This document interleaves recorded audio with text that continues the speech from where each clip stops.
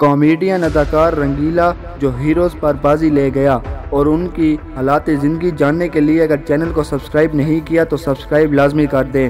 عجیب و غریب شکلیں بنانا اور جسم کو الٹے سیدھے انداز میں مٹکانا رنگیلا کی اداکاری کا طرح امتیاز تھا، اور کتنی عجیب بات ہے کہ اپنی خوبیوں کی بنا پر وہ کئی دہائیوں تک پاکستانی فلم نگری پر راج کرتے رہے۔ بالخصوص منور ظریف اور رفیع خاور عرف ننھا کی وفات کے بعد تو وہ تنہائی فن مزاح کے شہسوار تھے۔ کوئی بھی فلم بنا رہا ہو تو کہانی کے بوجھل مناظر کو وقتی طور پر دور کرنے کے لیے رنگیلا ہی کا انتخاب کیا جاتا، اور تو ایسا بھی رہا جب ہیرو اور ہیروئن سے زیادہ رنگیلا کو اہمیت دی جاتی، جبھی تو ہر اداکار یہ مقام اور راستہ پانے پر رنگیلا پر رش کرتا۔ ہالی ووڈ کامیڈین اسٹار کی طرح انہوں نے بھی جسمانی حرکات اور چہرے کو بگاڑ کر مکالمات کی ادائیگی سے غیر معمولی شہرت پائی۔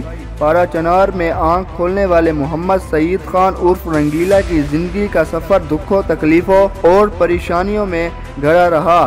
صرف 1 سال کی عمر میں سر پر سے ماں اور باپ کا سایہ اٹھ جانے کے بعد پشاور کا رخ کیا تو 7 بہن تھی اور محفوظ مقام اور بہتر مستقبل کی تگ و دو میں زندگی کئی آزمائشوں کے ساتھ سامنے لا کھڑا کیا۔ تعلیم حاصل کر اور 2 وقت کی روٹی کی جدوجہد شروع کر دی۔ محنت مزدوری کر کے اپنی اور بہن کی زندگی میں بہار لانے کی جستجو رہی۔ ڈرامائی موڑ تو اس وقت آیا جب دلیپ کمار کی فلم سنیما میں دیکھی تو جیسے وہ شہنشاہ جذبات کے سیر میں کھو سے گئے۔ فیصلہ کیا کہ وہ بھی ایسا ہی مقام اور شہرت پائیں گے۔ جبھی پشاور سے لاہور کا سفر طے کرنے کا ارادہ کیا، خالی جیب پیروں کی زنجیر تو بنی لیکن خود کو اس سے آزاد کرنے کی ٹھان لی تھی۔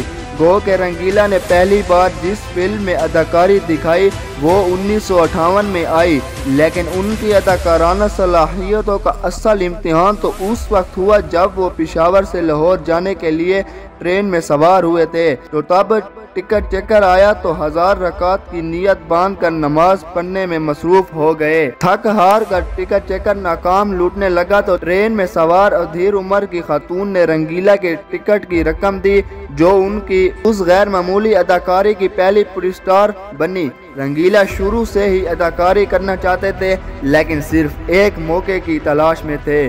لاہور آ کر پینٹرز آزاد کے ساتھ فلمی پوسٹر بنانے شروع کیے تو نگار خانوں تک رسائی ملنے لگی۔ ہر انسان کی طرح وہ بھی خود کو دنیا کا پرکشش اور خوبصورت انسان سمجھنے کی خوش فہمی کا شکار تھے، اور تن سازی کے مقابلے میں شرکت کرنے اسٹیج پر آئے، باڈی بلڈنگ کے پوز دیے تو حاضرین ہنس ہنس کر لوٹ پوٹ ہو گئے، اور قسمت سے خوش قسمتی کا دروازہ ان پر بہت جلد ہی کھل گیا، اور رنگیلا نے سوچ لیا تھا کہ وہ اب پیچھے نہیں ہٹیں گے۔ اس دوران رنگیلا کو داتا، نورا، چوڑیاں اور موج میلہ میں چھوٹے موٹے مزاحیہ کردار ملتے رہے، اور وہ بھی ہر فن مولا مزاحیہ اداکاروں میں شمار ہونے لگے۔ رنگیلا نے کم و بیش 650 زائد فلموں میں کام کیا، ان میں 244 اردو، 395 پنجابی اور 19 فلمیں پشتو زبان کی بھی تھی۔ بطور پروڈیوسر اور ہدایت کار بھی ان کی صلاحیتیں نکھر کر سامنے آئیں، لیکن وہ جو کہتے ہیں کہ ہر کمال کو زوال ہے، ایک دور ایسا بھی آیا کہ رنگیلا کی بنائی ہوئی بیشتر فلمیں بری طرح ناکام سے دوچار ہوئیں۔ ان میں میری محبت تیرے حوالے، صبح کا تارا اور عورت لاج نمایاں ہیں۔ ڈھلتی عمر اور لوگوں کا مزاج اور ذوق بدلنے کی وجہ سے وہ یاد ماضی بنے رہے۔ 4 دہائیوں تک راج کرنے والا یہ باصلاحیت فنکار عمر کے آخری حصے میں اسٹیج ڈراموں میں بھی جلوہ گر ہوا۔ شکوہ بس یہی رہا کہ بڑھاپے کی دہلیز پر قدم رکھنے کے بعد کئی احباب نے انہیں واقعی یاد ماضی بنا کر رکھ دیا۔